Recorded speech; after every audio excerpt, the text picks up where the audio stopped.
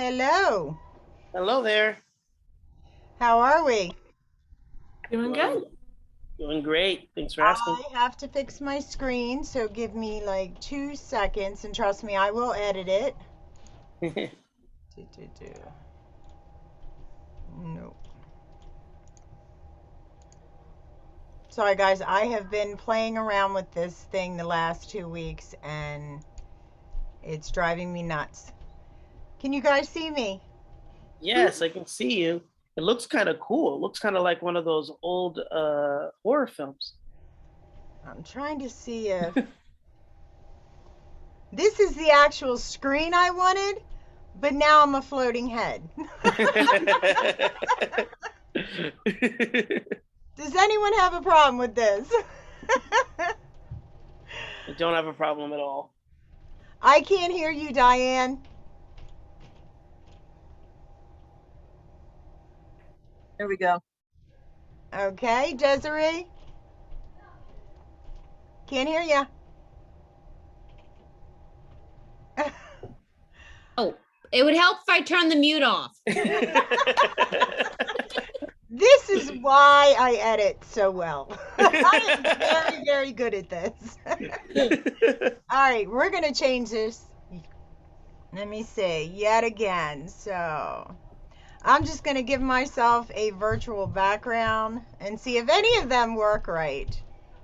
How's that? Great. No, can you see that? I see the night vision that just popped up. Yeah. All right. Oh, that's even better.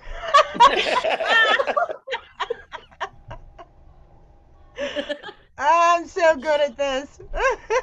You might have to you might have to select the color for your backdrop. You have a green screen behind you? Yeah, I have it on. I have a green screen. Okay. So a way that you might be able to fix that is if you go to the virtual background settings, Right.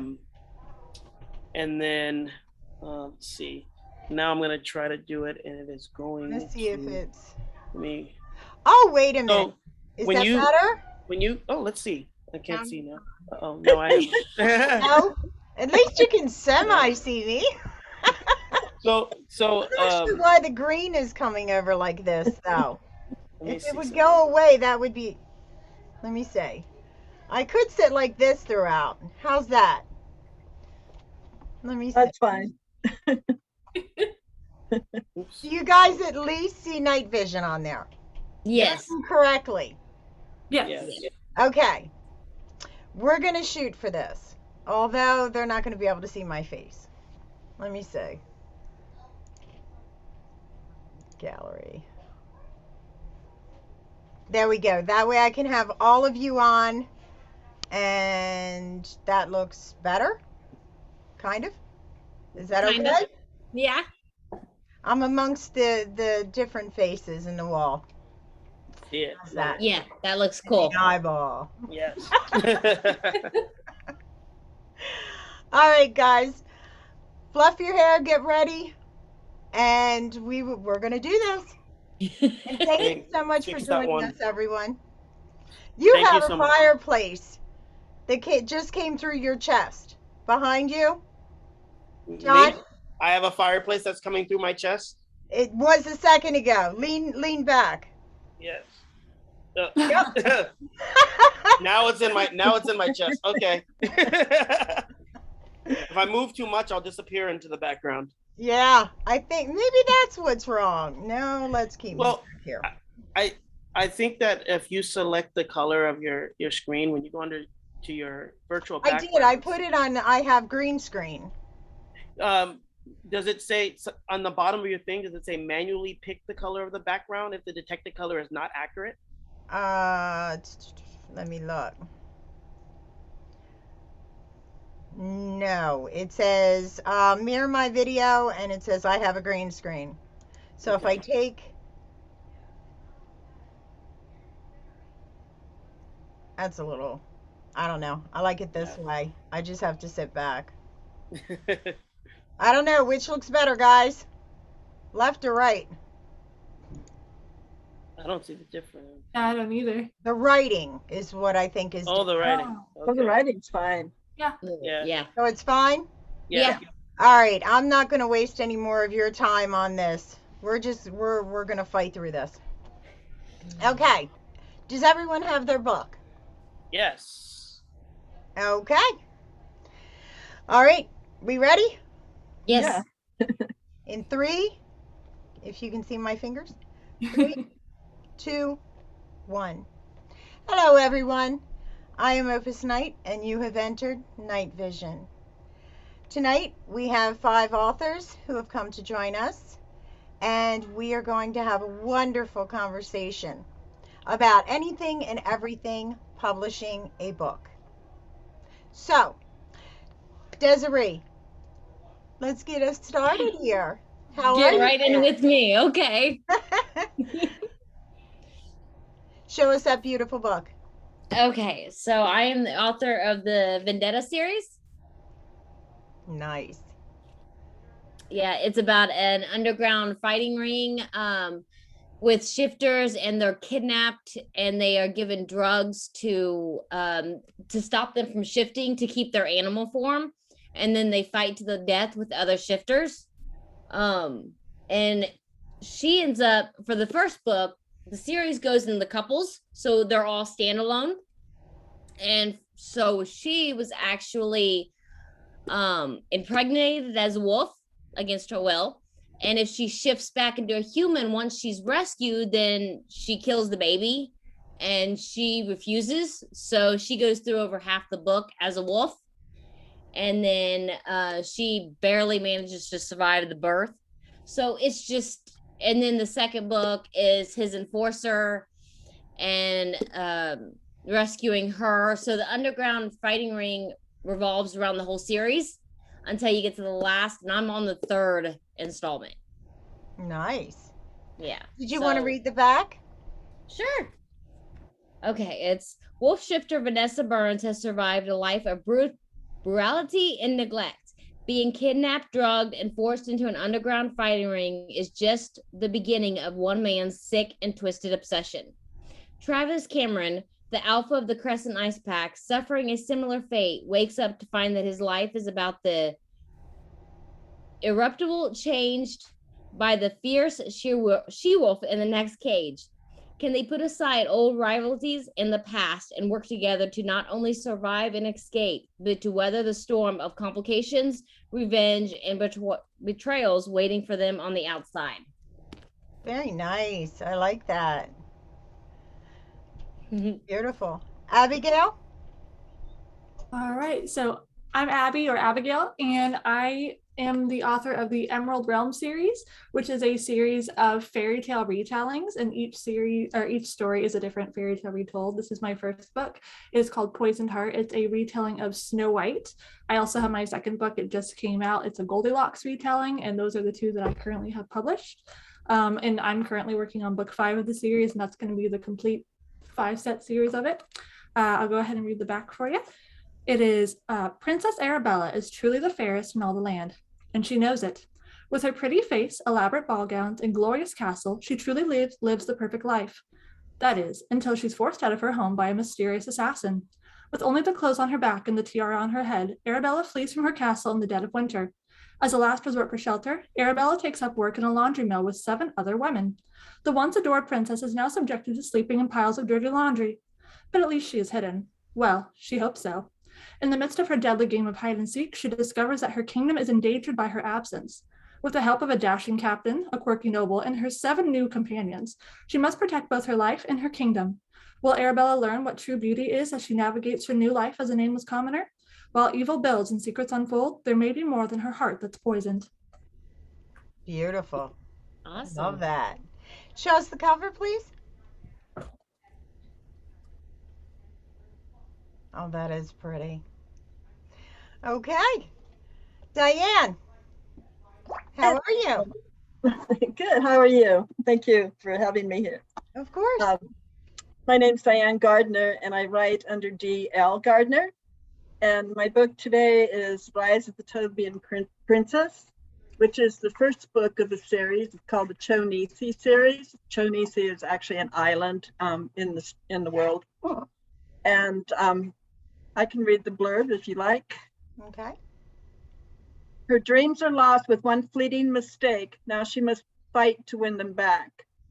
Erica, the youngest daughter of the legendary king, aspires to be a warrior and follows her brother to war against an evil wizard's minions, but makes a fatal mistake during her first battle. When she attempts to right her wrongs, her misdeeds bring turmoil on her and her father's kingdom. And I have a review here from an award-winning author, Stephen Zimmer. A masterful painter of words, D.L. Gardner's brushstrokes of prose bring to life a compelling fantasy tale that demonstrates the power of forgiveness and redemption in the aftermath of tragedy. And this is the first book. Fall of the Kings is the second book. They are beautiful. Curse of Mount Reem is the final book in the story. Very nice. Thank you. Okay, Cammie. Sorry about that. I'm Cammie Murdoch Jensen. My series is called the Archmage series. It's about the only wizard born on our planet since magic was banned thousands of years ago. And here is my book. Pretty. Very pretty. First Earth. And I'll read the blurb. I expected an adventure when I left home for a new internship. A nice, easy, comfortable adventure that a 16-year-old burn victim like me could handle. That wasn't what happened. While I translated an ancient text for my new boss, a woman possessed by a ghost tried to kill me. Then an old wizard saved me by taking me to another planet. Saved, as if, kidnapped is more like it. According to him, I was the only wizard on my planet, and some prophecy destined me to save First Earth. The guy was crazy to think I could do anything. I could hardly walk more than 10 minutes because of my neuropathy.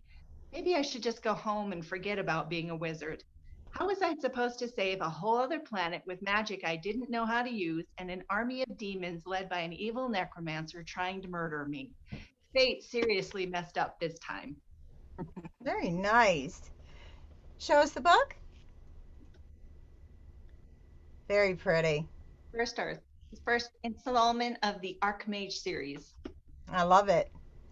Now, guys, I am going to ask a few questions, and anyone can jump in. We didn't get done. We are ready, correct? I didn't get to do my book. Oh, yeah, no. You did not. I am so sorry, John. That's okay. No problem.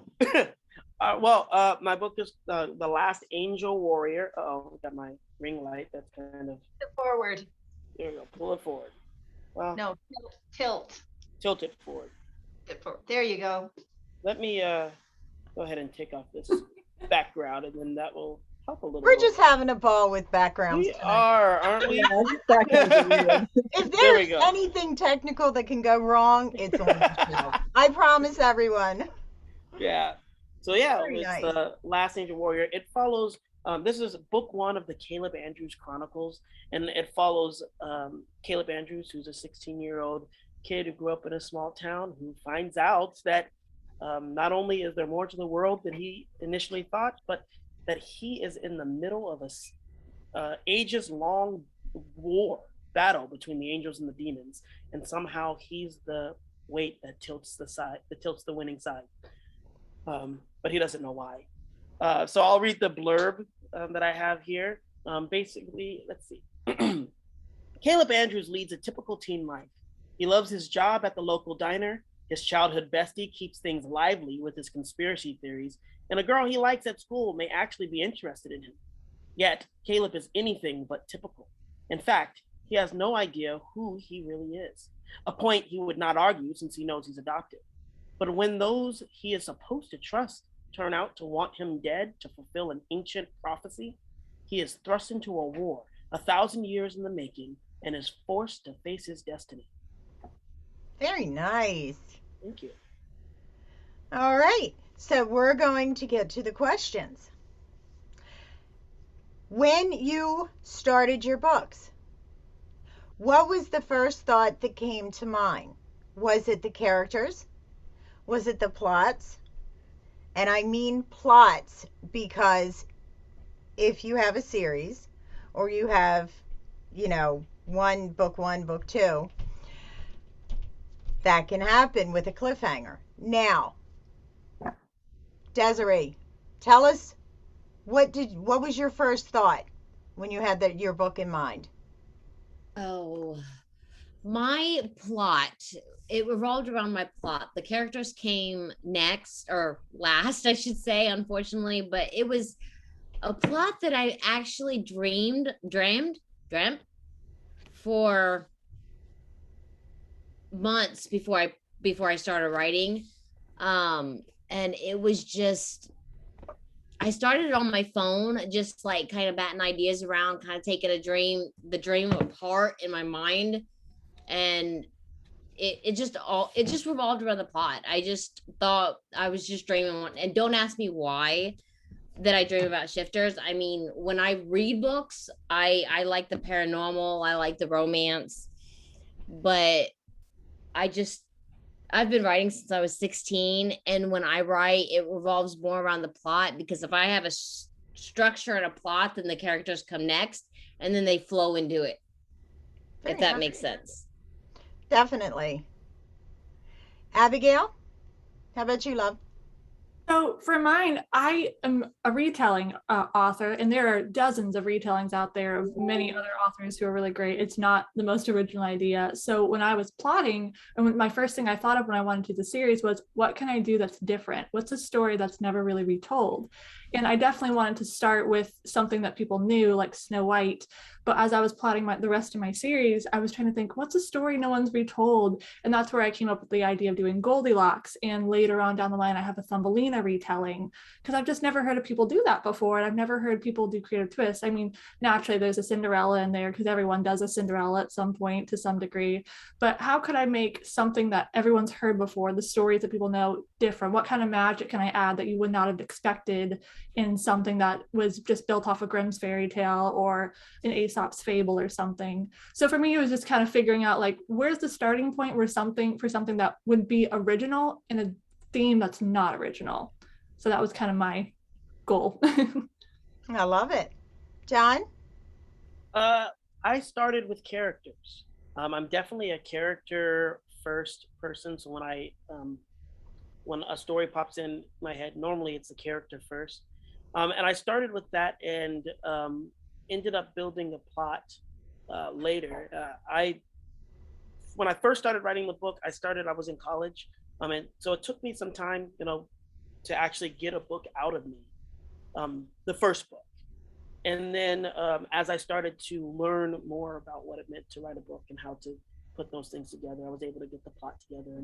And then I understood what the entire series needed. And I was able to come up and build plots based off of the world that I created. Okay. Diane? Yeah, I'm going to be kind of odd here because it started with a premise, and the premise was making a major mistake that you're going to have to live down or make amends for or redeem yourself for. But I also had a character in mind at the same time. I wanted a young lady. She turns out to be a heroine, but she starts off on the wrong side of everything. What she ends up doing is in the first chapter, she kills a king that she's supposed to be her father's kingdom is allies with. And the king who she killed, his nation has the magic that they need to win the war. So she's made this huge political mistake. She's never killed anybody before. And she has the whole story is about her coming out of this situation that she put herself into.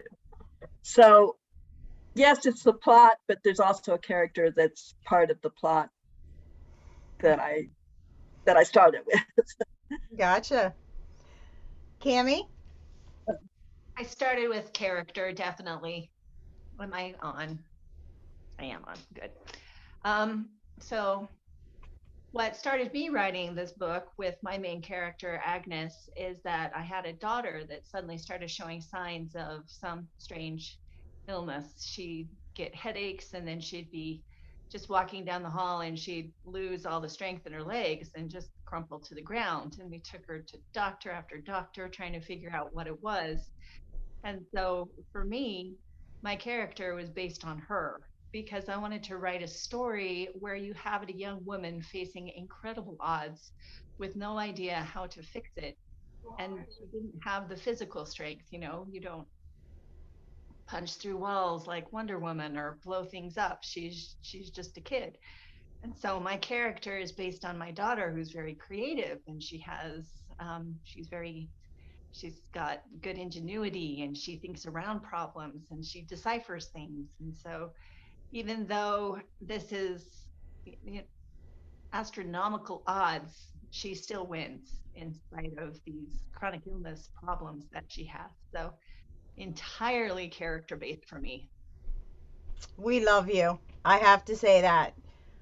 You're amazing. Just as a mom having to go through it. My daughter, she's 24, and she has a very rare, I don't know what they're considering a disorder, or it's lifetime. She has multiple personalities, which is 1% of the population. And yes, doctor after doctor, hospital after hospital, it definitely was a nightmare. Worse than anything I could have ever imagined or written. Because I write dark literature, and during the whole process, I just stopped writing because life was too real, put it that way. Yeah. Real than what I wrote. And yeah. So my heart definitely goes out to you. And bless your heart for having the courage to write and live it, relive it during going through it. You are an amazing person. Definitely. My daughter, I mean, the biggest reason I did it is because I wanted her engaged in something. I wanted her to have something to look forward to. And so she helped with the plots, but I still wanted to surprise her. So And I now kept. she has something she can hold on to forever. You want to hear the best part of the story? Of She's now course. up and she's married and she's having a baby pretty soon. And Oh, she's naming her Molly Agnes, and Agnes is my main character. So aw, isn't that just too sweet? that is awesome. I love it. Absolutely love it. God bless her. And you. Thank you. Now, before everybody starts crying, because I know, I know. um, Back to the show. So, now, Cami, I do have another question. Based off of the characterization of your daughter, did the words come more easily, or was it something that you just had to keep walking away from to kind of contain that much reality? And I'm asking this for myself because I know that I get a lot of emails that readers will say, sometimes it's truer than fiction, but sometimes I write fiction, so sometimes when you're going through natural horrific things, I am amazed at the strength that it takes. So I definitely would like to know what was your process? So for me, my setting, it's my genre is fantasy, very, very fantasy. And that gave me a little bit of a buffer zone for those who are writing more fiction based on actual reality. I can see how that would be an issue. There were some death scenes. There were some scenes where she fell into depression. There were some scenes where she refused to see herself for who she actually was. She was deceiving herself. Those were hard to write. those because, and the biggest reason is because I knew my daughter would be reading these. Mhm. So it was essentially me telling her, you've got to look at yourself a little bit more clearly to see what's going on. And I was very gentle about it, and it did make a difference. She'd gotten to the point where she'd just given up. It's pointless to get out of bed. But when she started reading through some of these scenes, she was like, oh, maybe I can push through today. Yeah, I think I can get up. I mean, I'm not dying. And so for me, the fantasy was definitely a buffer zone for me. So it made it easier. But there were those elements where I was talking directly to my daughter, even though it wasn't directly to her. And it was hard. So yes, you do have to step back. You have to protect yourself a little bit. And fortunately for me, since I'm self-published, I didn't have any kind of a deadline hanging over me, so I could take the time, Mhm. and it made a big difference where I just gave myself a break. Well, we're so happy that you wrote it. We really are. We love things like this on our show. Absolutely. Now, Diane, can you hear me? You muted it, love. I have family here, so Oh, okay. trying to be Now, quiet. what was the most difficult part in your book for you to write? Well, I do a lot of exploring in the characters' hearts as well, and the fact that I've made some mistakes in my life too that I was sorry for, and that was a difficult, um, a difficult thing to face. That there's things that we do, our lives are not perfect, and we have made mistakes, and we have to come away from those mistakes and learn to forgive ourselves. And I don't know, not necessarily try to make up for it, even though this character is trying to make up for it a lot of times. But what happens is she falls in love with the heir, the son of the king that she killed, and she has to admit to him what she did. And that was a really difficult scene, although I did enjoy it because there was a lot of tension when that happened. But that's kind of inner things. Um, in the second book, there was a death of a character that everybody was falling in love with, and I had to, we had to deal with that. So it's those are the kind of things that were difficult to write, but in the difficulty made it enjoyable as well. So Gotcha. it Okay. seems like kind of an oxymoron, but as far as what's difficult for me to write personally are the fighting scenes. I don't like doing the battles because you want to go so fast, and then yet you need to slow it down so that people can see what is actually happening. So I have to go over those over and over again and read them so that they make sense. So as far as physically writing, those are the difficult scenes. But as far as what's inside, it's the character growth Gotcha. coming Okay. out of the problems. Yeah. Desiree, Yes. how about you, dear? Well, the fighting scenes were actually the easiest to write. I really enjoyed, it really got my heart pumping and my hands flying across the keyboard. I saw online, there was one prompt or somebody asked me if the man character was easier to write than the woman character, and I actually enjoyed them both. They were both super easy to write. They seemed to flow. The most difficult was tying this story up with knowing that the underground ring wasn't concluded yet, but their romance was. So that was, and then I'm stuck on book 3. I'm still working on that because now they're in the middle of the ring so it's not really the characters that are the struggle for me. It's more so the plot, even though the plot is what got me started. Now I'm like in that between and not knowing where to go forward from here kind of thing. But I really enjoy writing the series. Gotcha. Abigail? I mean, as a whole, I'm kind of like Desiree. I really just enjoy writing it as a whole. But I think the hardest part for me was in my first book, the main character, Arabella, when I was writing a Snow White story, I figured Snow White wouldn't be the sweet, innocent character to start off with if she's really grown up and everyone's told her she's the fairest of all the land her whole life.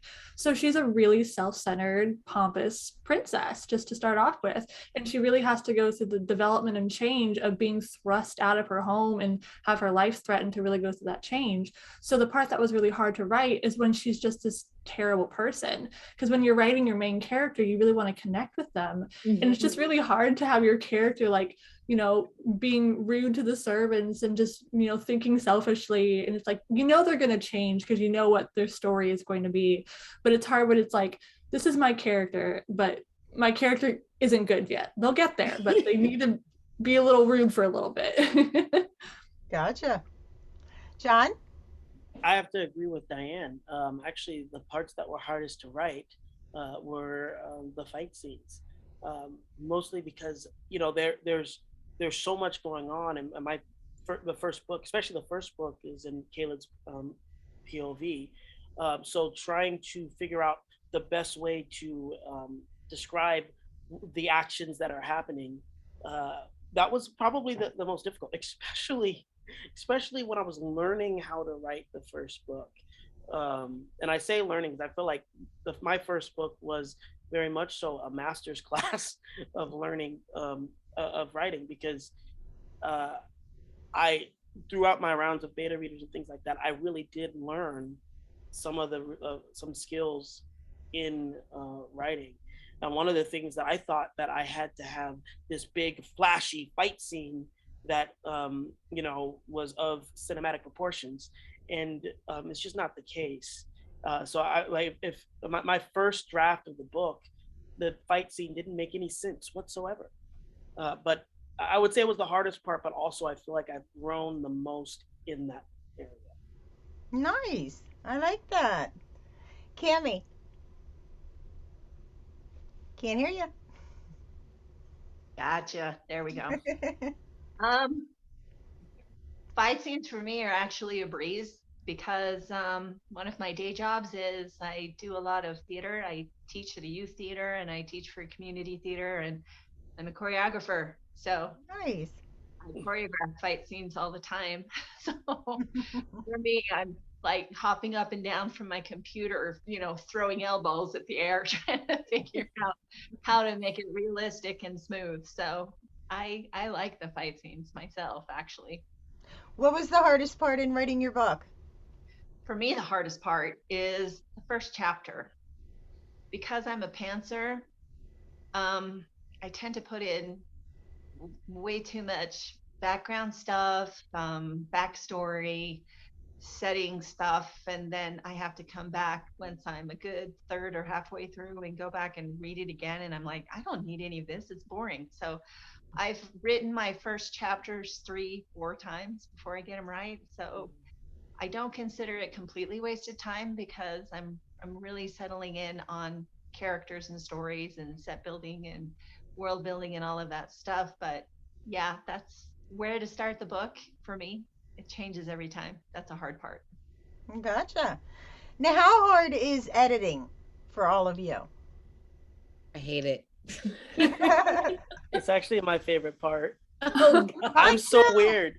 I'm weird. I actually like the rewriting part. I hate it. I like, because for me it's like you know, doing excavations. There are things where it's like there's gold in this. I'm a perfectionist.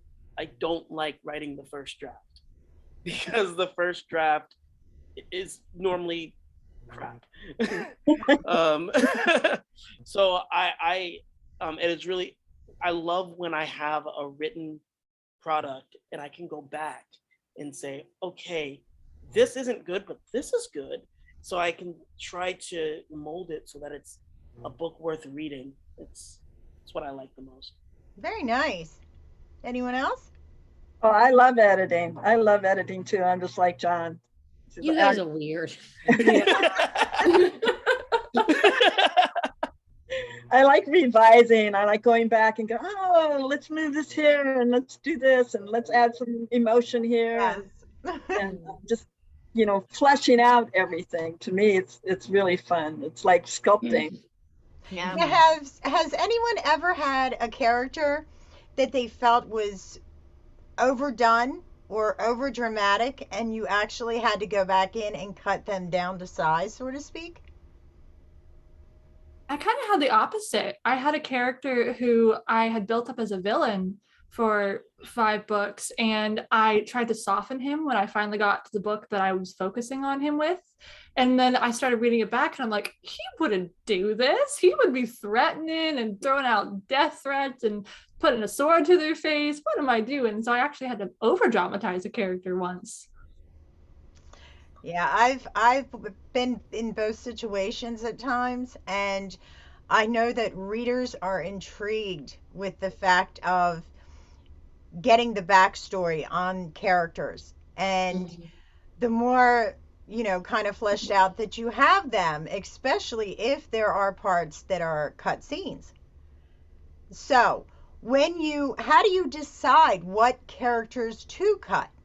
Or when do you decide to, oh, I need another character to come into play? Desiree? I'm thinking, normally I decide on bringing in a character, and this sounds really bad, but I fall in love with all my characters.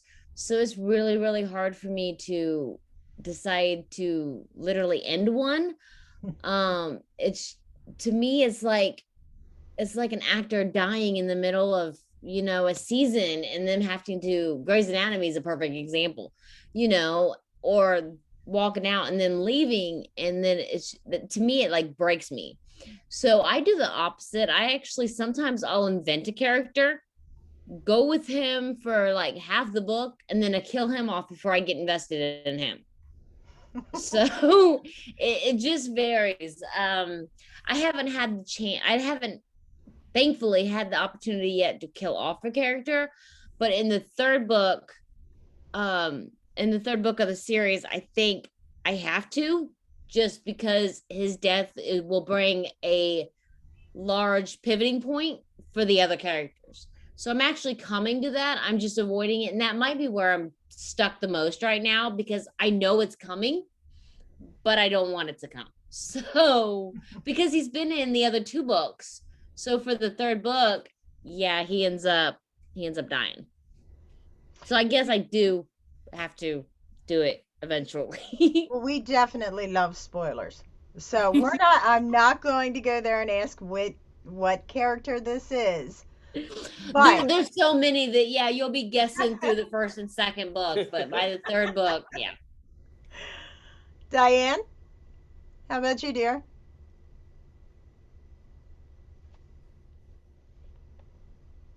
So what was the question again?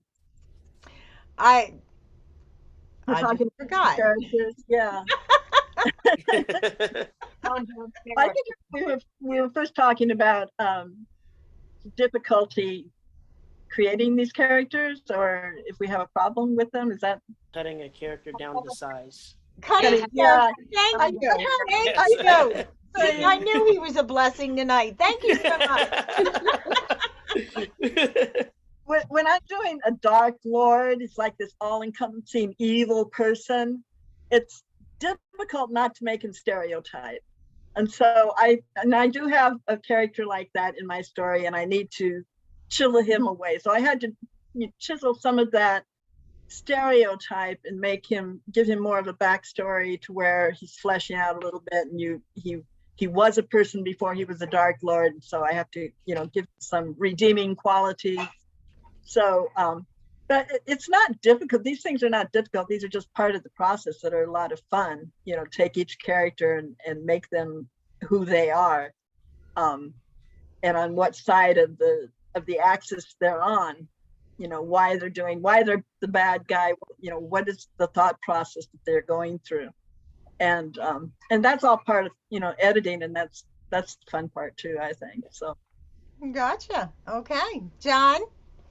Yeah, I really do love the same thing, the development of characters, both my protagonist and antagonist, and especially when you have an antagonist. I love getting inside there.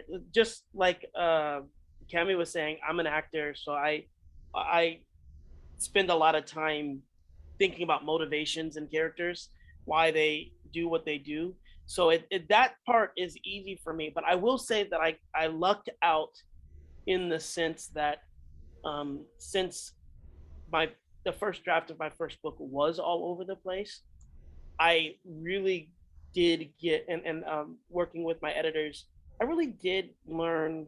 I didn't have an opportunity to become too attached to too many characters, because during that process of molding that first book, there were so many characters that were like, yeah, this character needs to go, this character needs to go, this character needs to go. So I don't think I have too many attachments to characters, in the sense of being afraid to cut or cut them down, unless I really believe that they serve integral purpose in the series.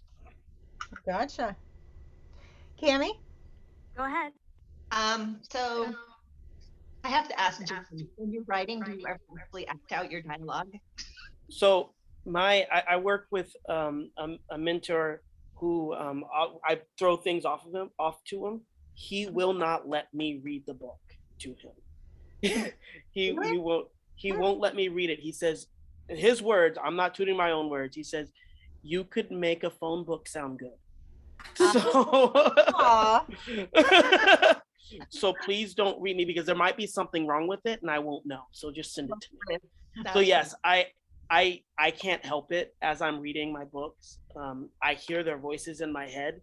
So I do act out all of the different.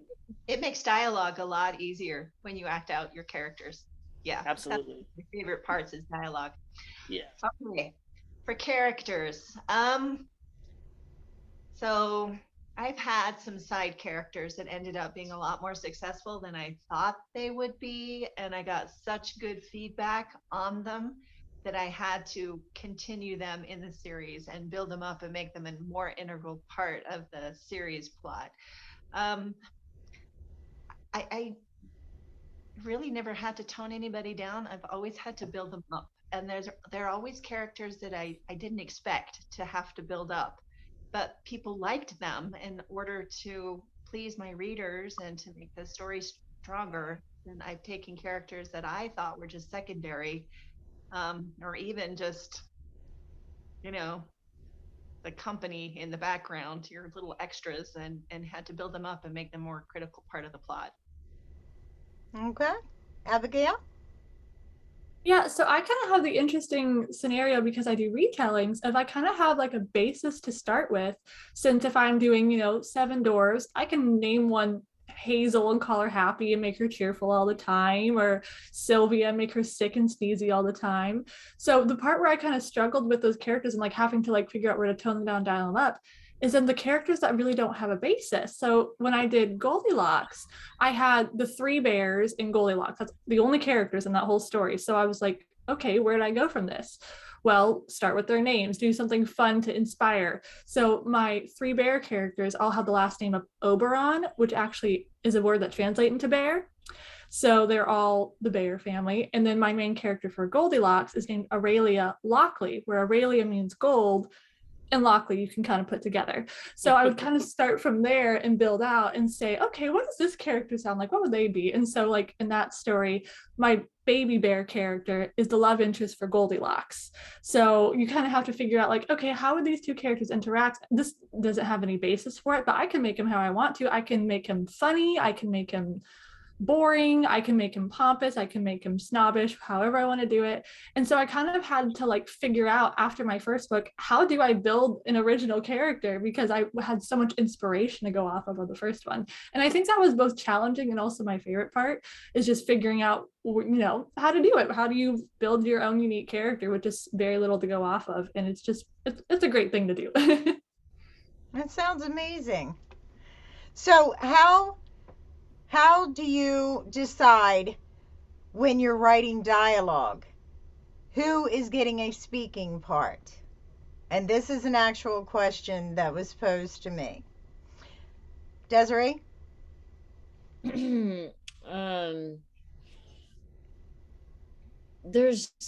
So when I'm writing, I'm trying to think how to, it's okay. So when I'm writing, it's a movie going off in my head and the characters take over, and it's not really me deciding that Vanessa's going to be talking or Travis is going to be talking. It's what is happening within that scene. It's a very good question. It kind of stumped me, but it's not really my decision. It's a movie going off of my head, and as I'm writing it, Travis is coming out of the woods, or he's really pissed off that Vanessa's in the woods and she's naked running out of it. You know what I mean? So it just all, I really don't have a clear answer on that, because like I said, it's a movie. They're in control at that time. Gotcha. Abigail?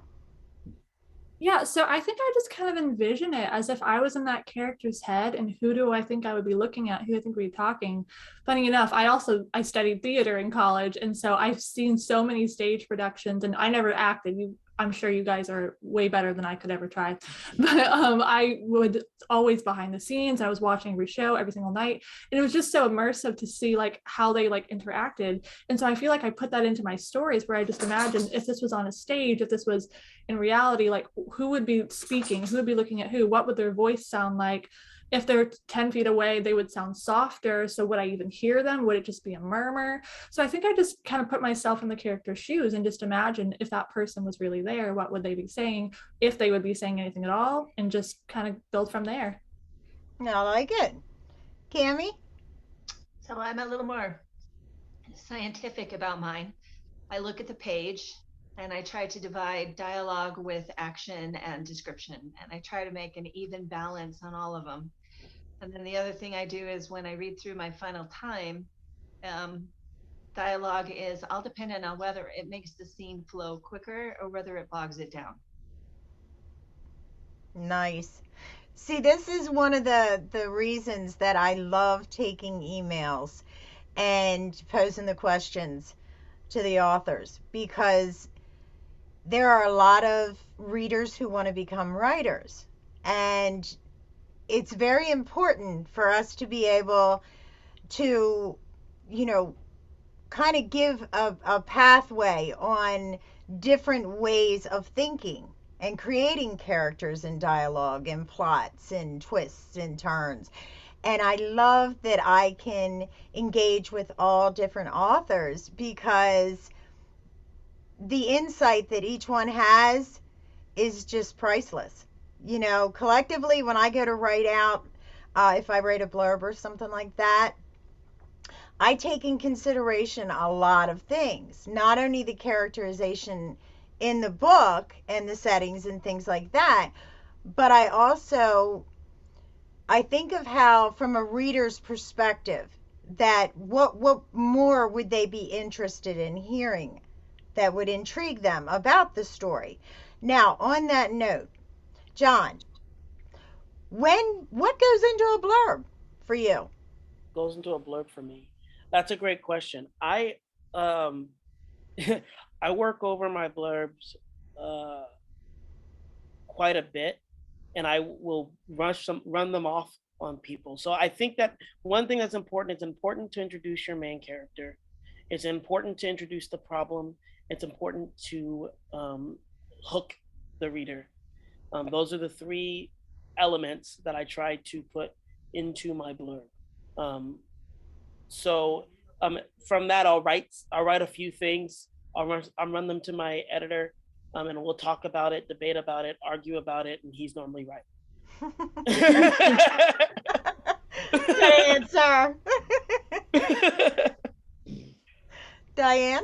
Yeah. Oh, the blurbs are harder to write than the novel is. You get this huge, 100,000 word novel, and you have to cut it down to what, 300 words or 500 words.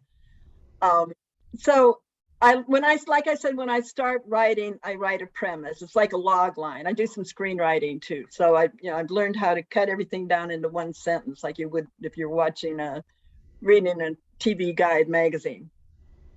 Or do the elevator pitch. Right, exactly. So once you have that, then you can dramatize it a little bit, make it a little bit longer. I have written blurbs to my book. I'm still writing blurbs, and going back into the retailer and changing them, because I don't think they're effective enough. So I'm never satisfied with my blurb. Now, in screenwriting, is there anything that's close to what a blurb would be? Like, I know that you have to characterize that certain screenplay. How do you differentiate from the two? But it's all the same. I mean, you want to get the character, who the main character is, what their goal is, what's keeping them from reaching their goal, and that. I mean, it's all down in a little method of what you want to say for the log line, but I'm not sure exactly what you're asking as far as the difference. Well, I was thinking creatively, when you have a blurb, it's about the characters and the book, and a lot of people will kind of run off of one character, the main character. Mm-hmm. In screenwriting, you have so much that you could kind of spoil people. Like, you could let them know little, hints at things that I don't think you could do as well in a book form, like for, a blurb. Or at least I see it that way. And I mean, I've have other authors that are screenwriters that have come on before, and I've posed this question before to them, and it seems like the general consensus is they're the same thing. But from like my perspective, I don't know if any of the rest of you feel that way. I think that it just seems like it would be so different on so many levels. I'm just it's a lot different writing a screenplay than it is writing a novel, because you're cutting out almost all of the description. You want to have just the action, very little dialogue. So it's cut. Right now we're doing a screenplay, me and another screenwriter doing a screenplay for one of my books, and he wrote it, and now we're chopping it up into, take this out, take that out, even the dialogue. You don't need the dialogue. You just need a little action, a little scene, a little shot of this person looking at that person, or picking one thing up, or, so yeah, you're summarizing the book in action rather than in dialogue and in description. The only description you need is the setting where you're at. So it's, there's a big difference to it, and it does take, some rethinking about how you approach it. Gotcha. But if you're doing a blurb and a log line, that's the same thing. What is the story about? It's about this person going to do this for this reason, and this conflict. Gotcha. So, okay. Cammie, how do you interact characters together? How do you know when to bring that character and what character needs to come in? You said you're a pantser, so do you semi make an outline, or is it something you just start with one character and lead into another and so forth? How do you work that? I do know where my book is going to go. I know where it's going to end up. But I've had characters write themselves into the story before. And I didn't intend for them to be there, but they needed to be there. For example, for my latest installment here that I'm working on right now, my main character is stuck by herself on a demon planet. Well, if she doesn't have anybody to talk to, then the story gets really boring. So I had to invent a couple of characters just so that she could have someone to react to, someone to share her feelings with, and someone to motivate her to make certain actions.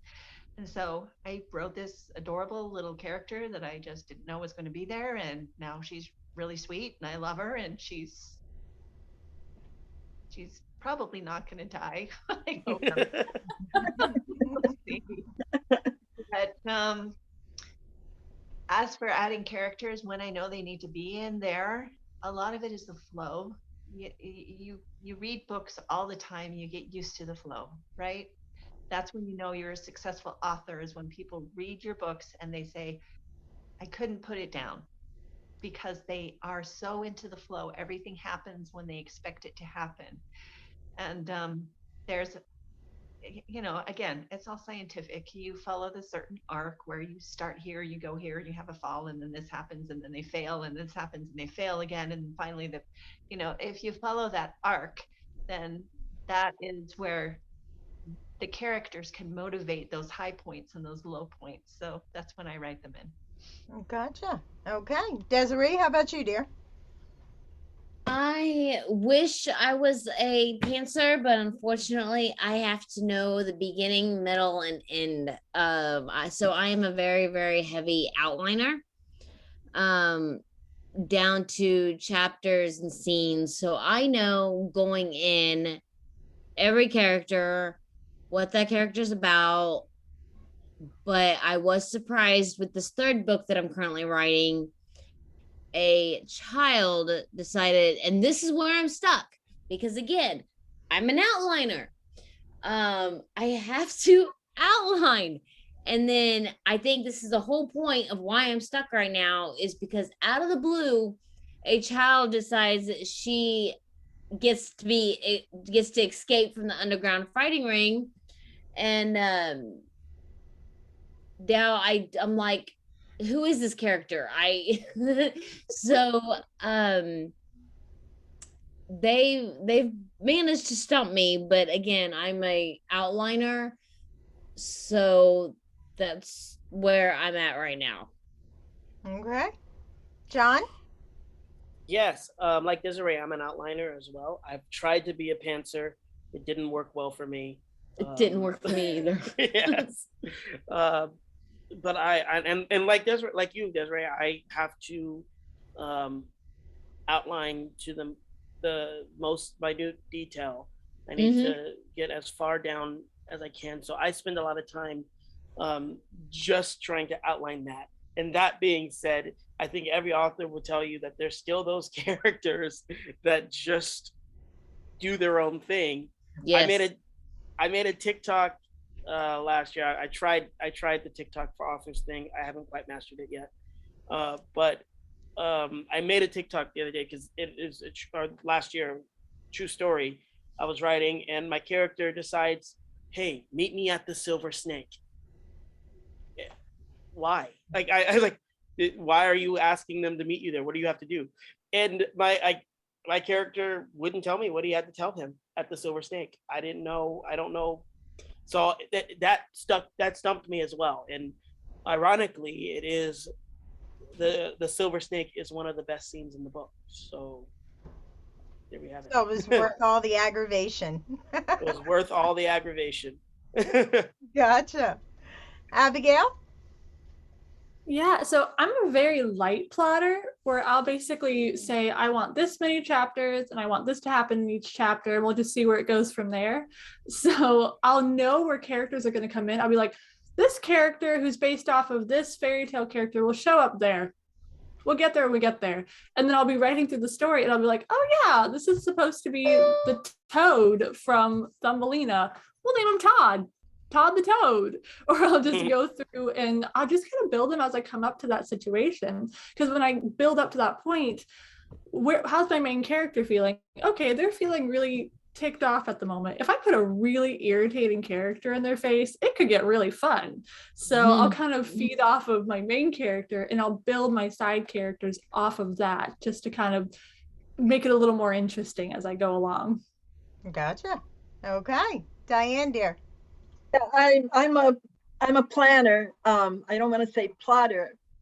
I'm a planner because I know where I'm beginning, and I plan out the where the characters are in order to reach, in order to have the arc that they need to have, and to follow the premise and who's on what side of the premise. And then my chapters are all events and what events happen to get to where we're going. So when I plan it, I have so many chapters, and I can figure, well, if I have 23 chapters, and I'll come out to about 90,000 words. And I'll write down, I do this in Word, I'll write down on one page what's supposed to happen in that chapter, and then the next page, what's the next event and what happens in that event. And then from there, I kind of pants those chapters in to where everything is not designed, but there's a lot of free flow once I start writing the story. So it never feels like it's, stagnant or this has all been planned, and, it doesn't read like that. It reads like it's actually organic. So that's the way I work, but if I didn't do something like that, I would forget what I was doing. Gotcha. So. John, how can readers reach you? I'm very reachable through Facebook, my Facebook page, the Caleb Andrews Chronicles. They can also reach me via Instagram, J Wayman Wells, or just my email address at john@loudfridge.com. Okay. Diane? I have a website. It's gardenersart.com, and all my other social media is linked there. I have a Facebook page, and I actually have quite a few Facebook pages, one for each book. And then I'm on Books to Read. I have an author page there, an author page on Amazon. I'm on Twitter. DL Gardner 2 is my Twitter handle. Okay. Desiree? I am all over. I'm on Facebook, Desiree Scott. Or my Facebook page, author Desiree Scott. I'm on Instagram as Desiree_V_A because I'm also administrative assistant. Then I'm on TikTok as author Desiree. I'm all over. I'm even on LinkedIn, Twitter. It's mainly, and then I have a website, authordesireelScott.com. Okay. Cami? Just look up Cami Murdoch Jensen. Just Google it. I'm on Facebook, Twitter, all of the things. My husband is my marketer, and he's very thorough. All right. Abigail? I'm on Facebook and Instagram, Abigail Manning, author. On Instagram, though, it's one N less, and Manning with one N less, because my sweet husband spelled our own last name wrong when he made the account. It's funny enough that I'm going to keep it. I'm also on Goodreads, so those are my three main platforms that I post the most often on. I love that. Thank you, everyone, for joining us tonight. Thank you. Thank you. Thank you. You're very welcome, everyone. Nice meeting all of you. You too. Yes, nice meeting you guys. Bye. Bye, readers. Thank you for joining us. Have a great night. Okay, you too. Bye-bye now. Bye-bye.